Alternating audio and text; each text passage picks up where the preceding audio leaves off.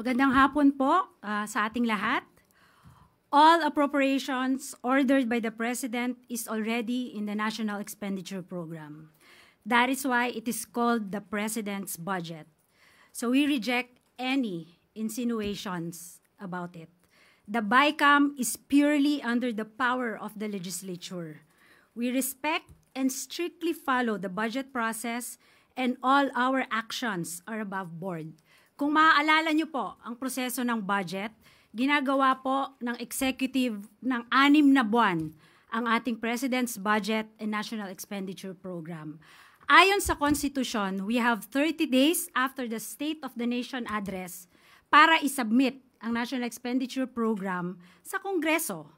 At ayon din sa Constitution, pagkatapos natin masubmit po ang budget sa Kongreso, magkakaroon po tayo ng briefings, di po ba? So ginawa din po yan ng executive para ma-explica po kung ano ang laman ng President's Budget at ng National Expenditure Program. Pagkatapos po nun, magde-deliberate na po sila. Wala na pong role ang Office of the President, ang executive sa BICAM. Yun lang po. Maraming salamat po. Thank you, Secretary Dave Gomez and Secretary Amina Pangandacan.